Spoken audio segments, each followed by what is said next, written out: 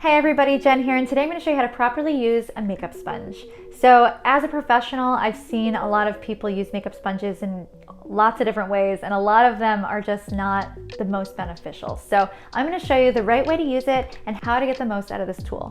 So on Walgreens.com, I managed to find this bio blender from EcoTools.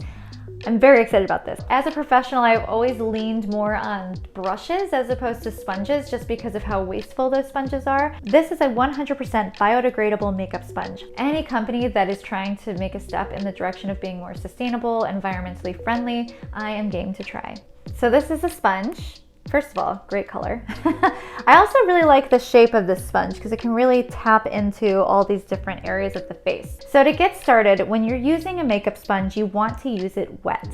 Yes, I said wet. I often see people just taking a makeup sponge that is dry and dipping it right into their foundation and then applying it onto the face. This is not good because sponges are really porous, so it's just going to absorb all of your makeup and it's not going to even make it to the face. By the time it does, you've wasted half of your product. So it's a waste of money to do that and a waste of time too. The other part about saturating the sponge in the water first is it actually helps to disperse the product a little more evenly, and it also gives a nice glow to the skin, which I always love. Oftentimes I see people using foundations that are much too heavy for their skin, and this kind of helps to shear it out a little bit, so it forces you to work within layers, which is exactly how a professional artist would work. We prefer to work in sheer layers as opposed to slapping on a bunch of product. Just for the sake of being on camera, I have a little bowl of water. I'm just gonna fully submerge it in the water and just squeeze it a few times under the water. So if you would do this under the faucet, just to make sure that it fully absorbs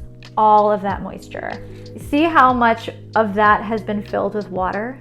It's huge, it's crazy. So instead of that all being makeup in there, it's now water. So I have a little bit of foundation here. Obviously this is gonna work better with a cream or a liquid foundation. So I'm using a liquid foundation, and I just like to tap my damp sponge into it, sitting right on top, and then you can start tapping it into the skin. So I started underneath the eyes because I have dark circles. So that's where I wanted more coverage.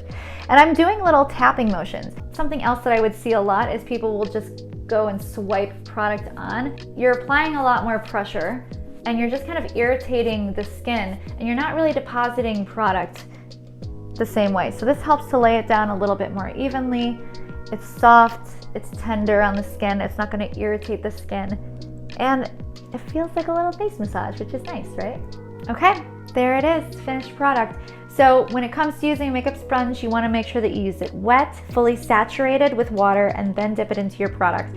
You also want to make sure that you don't wipe and that you actually use small tapping motions. And if you find that you get too much foundation in one spot and you want to shear it out, you can flip the sponge and use a clean part with no makeup to soften that area.